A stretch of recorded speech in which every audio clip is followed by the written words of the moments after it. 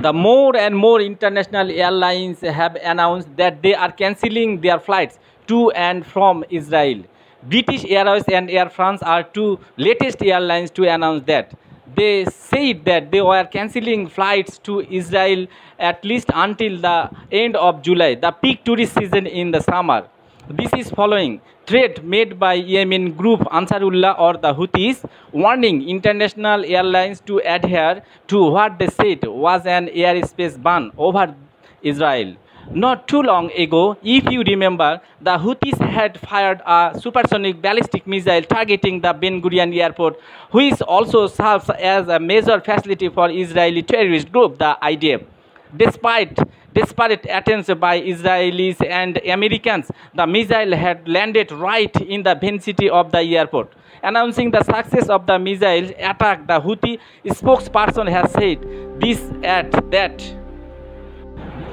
sent shock wave in the global aviation industry as they quickly announced the cancellation of their operation from Israel. The move was a significant blow to an already crippling aviation industry as this led to the further isolation of Israel. You can understand the impact, what it means.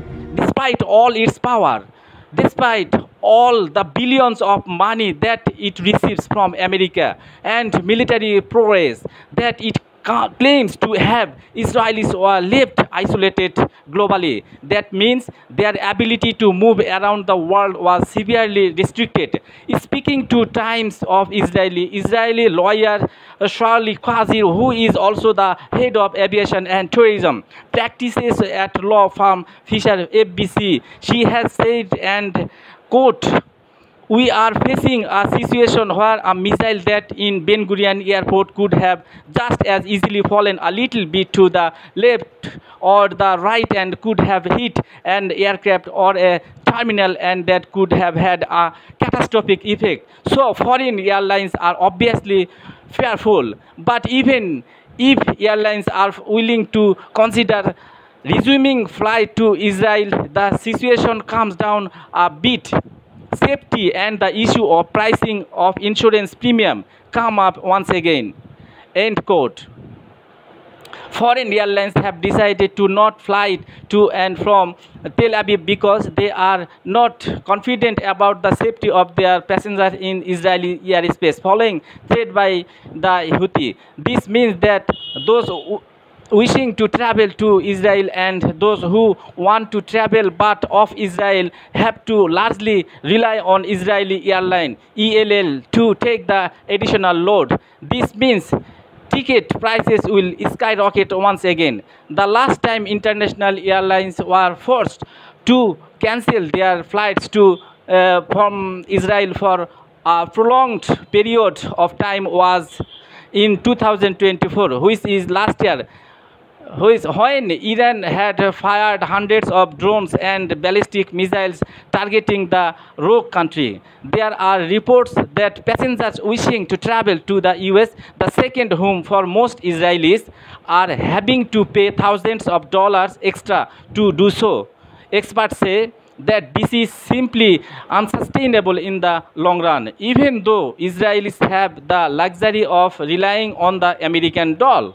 These airlines had barely resumed their services when the Houthis stunned the Israelis by firing a supersonic missile which bypassed even the mass publicized American Iron Dome. Last week, the Houthis fired several more missiles, but unlike the last time, there was no retaliatory strikes on Yemen by the US and the UK on behalf of Israel. This is largely due to the growing difference between Donald Trump and war criminal wanted by the International Criminal Court Benjamin Netanyahu. Netanyahu has also angered his three other stance allies, namely the UK, France, and Canada, with his decision to starve over 2 million innocent men, women, children, and babies by stopping the supply of food, water, and medicine into Gaza.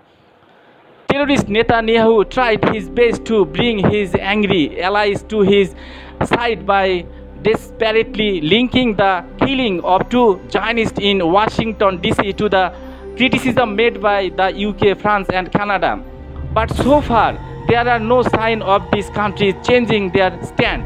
Another bad news for Benjamin Netanyahu criminal Netanyahu is that Trump has signed a peace deal with the Houthis in exchange for a guarantee that the Yemen fighters will not attack US ships in the Red Sea.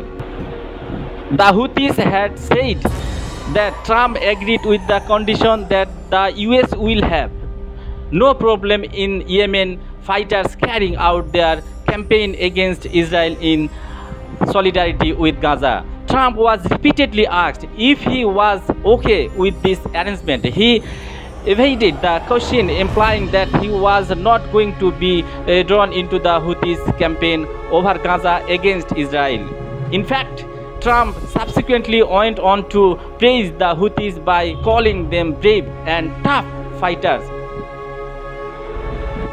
However, both Trump and British Prime Minister Keir Starmer are known for their unreliability and inconsistency. So don't be surprised if they perform another spectacular U-turn once again.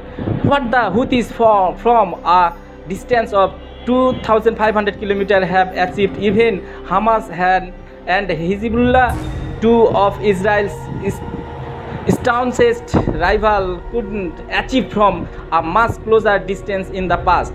Even Israeli experts admit that no large-scale long-term fighters were cancelled during the Israel's previous conflicts involving Hezbollah in 2006 and Hamas in 2009, 2012 and 2014, and also during brief period in 2018 and 2021. Now it's safe to say that as of now, going by reaction of international airlines, it seems the Houthis have gained supremacy over the settler colony. That's it for me. Thank you for watching. Thank you very much.